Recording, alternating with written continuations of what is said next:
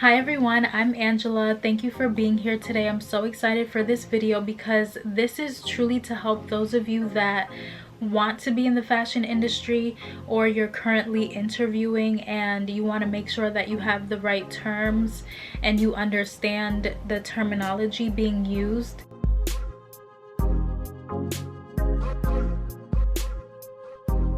So I'm here to help you guys and put you on, and I hope that this video does help you. So I'm gonna start out with a really simple one, which is SKU, which is SKU. So this is basically the stock keeping unit, and it is basically a unique product code that is used for every single piece of merchandise that is being sold.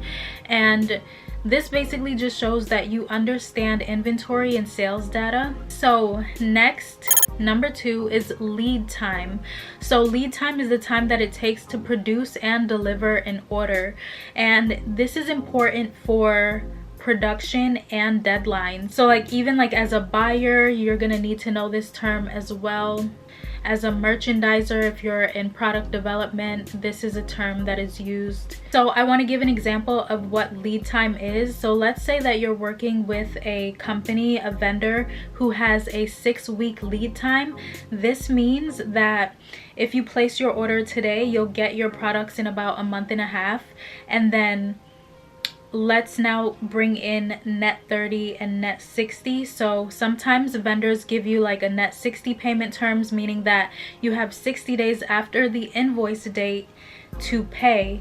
So if your production lead time is 6 weeks and your payment terms is net 30, that means that you're going to receive your product before you actually even have to pay in the invoice in full. So understanding this is also really important because it helps you to understand the cash flow and the delivery schedules for your brand or the company that you are working with. A lot of this terminology is intertwined with retail and the corporate world, but I would say most of these that I'm gonna mention applies mostly to working in corporate. Number 3 is MOQ. So MOQ is minimum order quantity. It is basically the smallest amount that a vendor will produce for you that you have to purchase. So let's say you're a buyer or you're a boutique owner and you are buying from a wholesaler. They may say the MOQ is $500, or maybe they'll say the MOQ is at least 50 pieces. That also gives you an idea of how much you have to budget for, and it also helps when it comes to negotiating, because let's say you are a new business owner and you don't want to spend a whole bunch of money. Seeking out vendors that have a low MOQ is really important for you if you don't want to spend like $500 up front. Some wholesale vendors that say they have an MOQ, they may be a little lenient if you tell them that you are a new business starting out, but for the most part, the ones that do have their MOQ set, that's just what it is.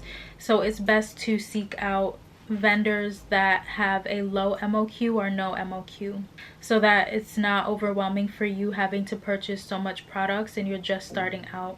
So number 4 is markup. So markup is basically the percentage that you add to the cost that you paid wholesale to determine what your retail price is. And this is basically a core retail math concept. And if you guys know of Her Biz Files, it's actually a website that I have a ebook where I talk about the 7 key formulas to pricing and profit. So if you are in this industry, you're going to learn that there are a lot of different formulas that are being used, a lot of retail math formulas that are really important, which helps you to understand how your profit is going and how to make sure you're maintaining that profit even before your item hits the sales floor.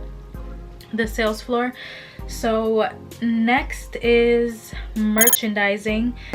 You're basically planning and managing different products, and your goal is to maximize the sale of those products. So this is one of the most common fashion job categories. I would say it's honestly really fun, but it definitely can have its stressful moments, especially when the sales are not good. So the main focus is always the numbers. It's literally always the numbers. So next is assortment. So an assortment is basically the variety of styles, colors, and sizes offered for your items. So this is mostly used in buying and planning roles, but truly this can be intertwined with a whole bunch of different categories in fashion. So next is your sell-through rate. So your sell-through rate is the percentage of inventory sold within a certain So your sell-through rate is a certain percentage of inventory that has been sold within a certain period, and this is used to measure the performance, and this truly lets you know how fast your products are selling, if they're taking long to be sold on the sales floor, and it also lets you know if it's something that you should bring back again. If you see that customers are loving the product, definitely repurchase it, bring it back. But if you see they're not loving it and it's moving slow throughout the sales floor, then most likely that's not a product for your customer, or maybe it's just about finding the right timing for it as well. So next is a tech pack. So a tech pack is basically a document, and this is mostly for like designers and those in product and production. So it is a document with all design details for manufacturing, and this is truly key for you designers, so that you can make sure that you are on the same page with your developer, the one that is creating your product from scratch. You want to make sure that they have everything, and make sure that everything that they are creating is consistent with what is in that tech pack, because this is what makes it easier for them, and it keeps it consistent. No matter where that tech pack goes, they know exactly what goes where and how it's used. The next is PLM system. So it is product life cycle management. It is a software, and this is very, very, very common in fashion business, fashion merchandising, and it basically helps to organize your product data. And this is literally common in like almost every role, like even in the beauty space, I believe this is also used. So this is something you should definitely have an understanding of. So next is your gross margin. So it's basically the profit after subtracting the product cost from the sales, and this is another really, really common one. So next is POS system, and I'm like, of course, if you have worked in retail, you already know what that's like. It is point of sale. It's where the sales data is recorded, and it's normally in things like Shopify, maybe Squarespace, or it can also be in Wix, depending on what software is being used. It helps you to track the trends, the bestseller inventory, all of that. And then lastly is trend forecasting. So this is really important in merchandising. When you are forecasting the trends, you are basically predicting what they want to see next. So in fashion, there's something called a fashion calendar, and that means that as a buyer, you're going to be buying products for people pre-season, before you actually see the trends happening. You are basically predicting what those trends will be and what will be in the stores, and this is definitely really important for buying, marketing, and design, literally all aspects and all industries. So I hope that this video has helped you, and if you do have an interview coming up, I hope that you get the role. I hope that it's something that you enjoy and just keep learning in the process.